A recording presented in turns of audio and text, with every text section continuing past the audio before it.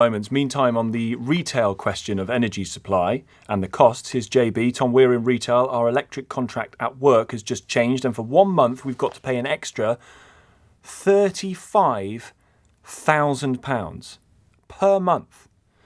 I don't know how we're going to keep going the same way, says JB. Come back to that thought in just a few moments. 10 to 8 is the time. It is GCSE results day. Good luck to you if in your household you are picking these up today. It's a very, very big moment. Enjoy the moment. I hope you can. Will Quince is with us, Schools Minister and Conservative MP for Colchester. Thank you for coming on the programme, Mr Quince. Welcome back to your job. I wonder if you remember your GCSE results day. What did you get? I do, Tom. I thought you might ask that question. Thanks for coming on. It was 22 or so years ago, and I got 6 A's and 4 B's. My A levels did not go so well, but my GCSEs went reasonably well. Went on to then do A levels. And you're right. Today is a day of great celebration. I want to celebrate the success of young people up and down the country that are receiving those GCSE and of course vocational technical qualification results, and say a huge thank you to all of their teachers and lecturers, and of course their parents and carers who have supported them throughout what have been a really turbulent couple of years. It's been very, very hard for them, given the effects of COVID on schooling. Is this the first of the COVID generation that is going to have to make up for the last few years where grades have been inflated?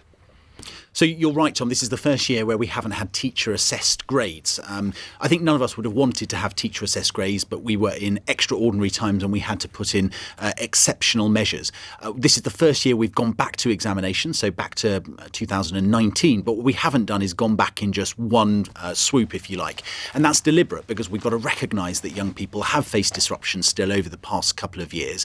And as a result, yes, we've gone back to examinations to maintain that rigour and robustness and back as far as possible to business as usual, but at the same time with a number of adaptations to recognise that disruption. So things like having advanced knowledge about what's likely to be in exams, being able to choose the questions that you answer, and of course Ofqual's approach to grading. Do you think some of that is going to stay for the long term?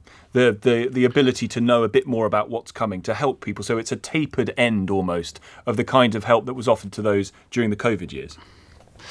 So I think that is a question and debate that we're still to have with Ofqual. My personal view is that I think we need to get back to business as usual as quickly as possible. So I think we need to recognise the disruption that's taken place. But when I speak to employers and universities and colleges and indeed young people themselves, what they say to me is they do want to get back to examinations because they know that it is the best and fairest way to judge them against their peers at that moment in time, with them all sitting exactly the same exam, answering the same questions at the same time. As GCSE pupils pick up their results, one spares a thought for the thousands of pupils who are not getting their results this morning. These are BTEC pupils because an exam board has failed to validate their results on time. That is absolutely horrendous for those pupils. So, yeah, Tom, there are a number of, in the low hundreds, I believe, in relation to level 3s. That was from the A-level results day last week. And there will be some today with the level 2 vocational technical qualifications. And of course, I apologise for anyone that is facing that kind of disruption. This is not something that is new. That's not excusing it. But unlike A-levels and GCSEs, the vocational technical qualifications are not linear. So they're not just based on coursework and then an examination.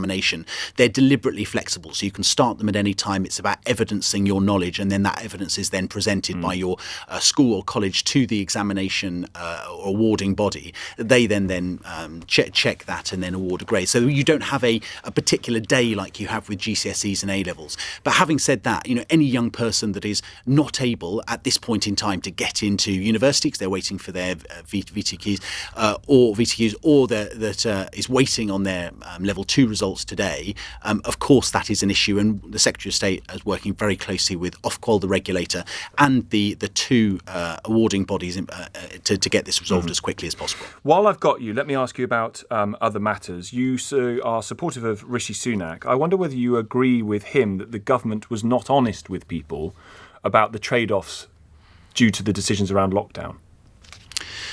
So the first thing to say, Tom, is I'm here as a education minister representing Her Majesty's government. Understood. I'm not representing either of the leadership campaign teams. So I'm not going to comment on anything that Rishi or Liz have said per se, other than to say this, that the government had to act on the information they had at the time. So things like closing schools, with the information we now have, would we do it again? No, I don't think we would. But based on the information, acting in good faith on the advice of SAGE and the scientific and medical experts, that decision was taken. But it was a once-in-a-100-year event. We now, God forbid, such a pandemic happens again, certainly in our lifetime, we will be more prepared. We have more knowledge. We will have more information. We'll know not to make the same mistakes that were made throughout the pandemic, and inevitably there were. But as I say, there were decisions taken in good faith based on the information that we had at the time. Let me ask you about the energy prices. We're hearing from people who are running businesses in particular that they are going to struggle to keep their doors open as a result of the prices that they are facing, which are calling for a 150% increase in support. We had one of your colleagues on a little earlier this week who was unable to tell us about the work that is going on, we're told, in government to try and prepare the next Prime Minister with some help. Could you enlighten us further? What work is being undertaken in government to provide more help?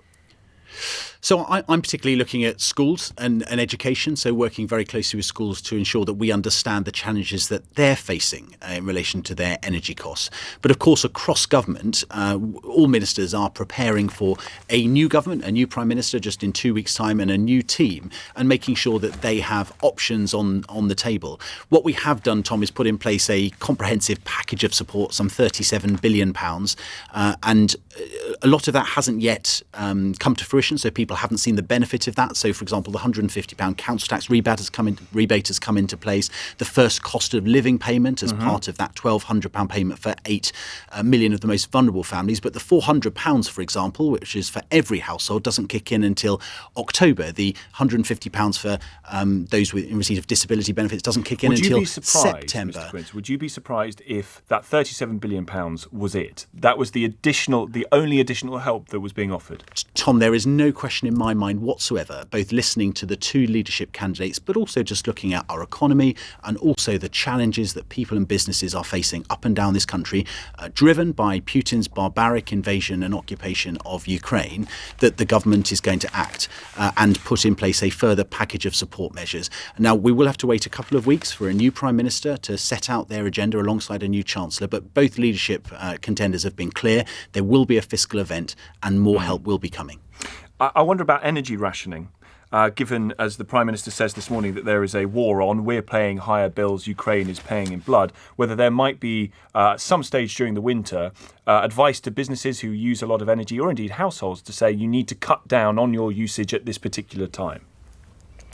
So it's not my area of expertise, Tom. So I can't comment specifically other than to say this, that my understanding is we don't foresee challenges of that nature. But any ways in which we can encourage both individuals, households, and businesses to reduce their energy use while still ensuring that they can run and manage their household, I think is the thing a responsible government will do. And no doubt there'll be lots of consumer experts and others up and down the country offering such advice too. Good luck to those pupils picking up their GCSE results today, Mr. Quince. Thank you for your time. Will Quince, Schools Minister, Conservative MP for Colchester. We'll come to those comments of the Prime Minister a little bit later on, that we're paying higher bills, Ukraine is paying in blood, he says. He says, I simply say this, we must keep going. We must show our friends in Ukraine that we have the same strategic endurance as the people of that country. Come to those comments in a few moments' time. And after the